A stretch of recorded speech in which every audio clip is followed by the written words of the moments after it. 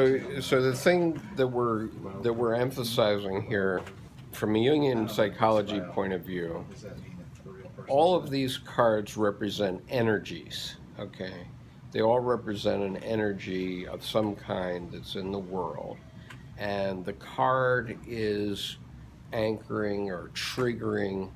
So it is triggering. Now, triggering, I don't know, in mental health has a very negative connotation. Like, if you say this word, it's going to make this person crazy, right? And, pardon? Typically, triggers something's going to set you off, not in a good way. Not in a good way. Okay, so this is a kind of triggering, but it's triggering. I mean, the way I think about the tarot is that, if you have a conversation over coffee with your girlfriends at Starbucks, you can solve some of your problems that way. Okay, you can get your girlfriend's experience. Let's say it's a bunch of girls sitting around and they're having coffee and they're talking about the men in their lives and how terribly cloddish they are, whatever it is. We would never. You would never. Okay, whatever they want to say about the men, but that's a normal function of life, and so you can travel throughout the Middle East, for example, and you see all these men sitting around in tea shops, and they're drinking tea all day out on the verandas of all these tea shops. Yeah, and basically they're solving the problems of the world, not only their personal problems, but they're giving their opinions about politics or whatever, inflation, whatever it is, and these things go on in human experience, billions of times a day, I'm sure, and they contribute to mental health, presumably. Okay, I see tarot as kind of a next step, which is, okay, there's 78 degrees of wisdom and there's 78 reverse degrees of wisdom, so you're up to 156, I guess. Wow. There you go. 156 ways of thinking about an issue, okay, because any card could come up in any position in a reading randomly, and it has something to say about that position, right? And so it's a way of clicking, anchoring, or triggering, anchoring something from your unconscious that makes you think about something in a different way. Now, I've been trying to listen to the audible.com version of Tarot for Beginners as a way to help this process. And I can tell you, listening to the 78 degrees of wisdom in an hour, or for example, the chapter on the minor arcana is 58 minutes long, and so it covers 56 cards and 56 reverse cards in 58 minutes. It's breathtaking when you do that, okay? Because everything that somebody says in every one of the cards relates to me personally, okay? And so when I do that, when I listen to that chapter of that book, I go, holy cow. I've kicked off so many ideas floating around in my mind.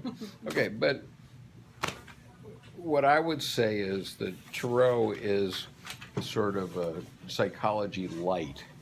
It's a way of finding things that you want to think about more, that you didn't really realize were that important to you, but they are.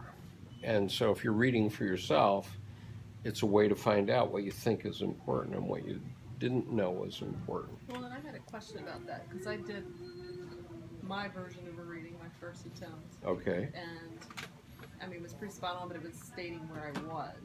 And, It was stating where you are. Where I am and what I was in a certain with, situation. my emotional state Mm-hmm. that I was dealing with at the moment. So, right. are you using it to go in depth, or is it to kind of sort out and see what's churning up? I think it's trying to bring into consciousness things that you didn't know were there, Okay. and in a light sort of way. Now, if you go, the next level up would be psychotherapy. Okay, now that's a professional therapist who knows everything that could be there, including all the diseases. Okay, including psychopath. Mine was just a situational thing. I was nothing No, but- pathological. I mean, But it seems like a conversation with yourself. it is a Yeah, conversation because with you yourself. can have a conversation with someone else, and if they're a good conversationalist, it's not a good friend or something, you could reach another understanding of what's going on and see Like things clarify, that you didn't see kind of. before. Okay. And the cards, I think, do that as well. Yeah, they do it, but they do it in a sense in a more organized fashion.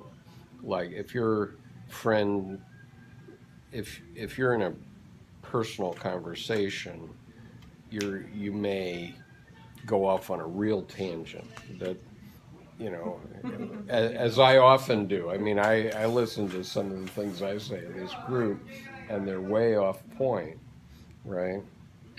Yeah, but you don't listen, you don't go through every one of the cards, so it's sort of like a friend in the sense they're gonna come at it from an angle. Right.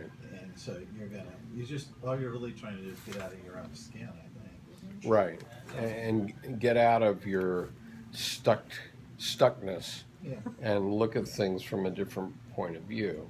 And so I think the cards are very useful to help you get unstuck, right? I don't think that they're a good substitute for psychotherapy or mental health. Sure, I believe much in psychotherapy. I know. Well, I mean, it It's depends. because even psychotherapy depends on yourself, you know. You still got to do the work yourself. You've got someone there who's like a deck of cards, it's throwing out a card for you to respond to, but you're the one that's doing the work. Right. So, You just hope they got a good so day. anyway, I hope that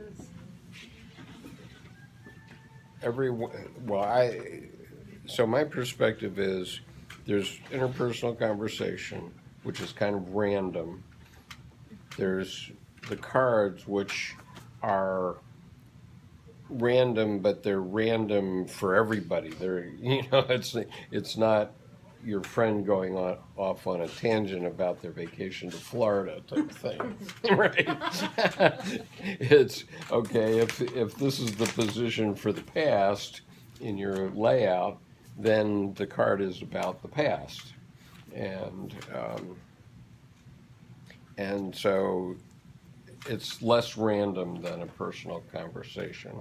And then there's psychotherapy, where the therapist is actually looking for soft spots in your psyche, places that it hurts, and trying to figure out a way that they can make it not hurt.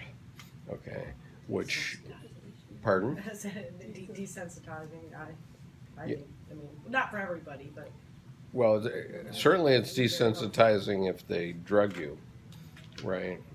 You know, if they're giving you meds for your problem, it's desensitizing. Pardon? overexposure and immerse yourself in it until it's not so big. You know what I mean? Like, Right. So Or you, progressive desensitization, yeah. say it again. Progressive desensitization. Right. what's that mean? What was that, Say Bill? that Give me another, wine. Give me another glass of wine. I desensitize myself. It just strikes those at the end of the table. Pardon? Yeah. We're You both, two have something we've catchy. both lost our ability to speak. We'll begin signing now, folks. Grunts and clicks. We're right there with you.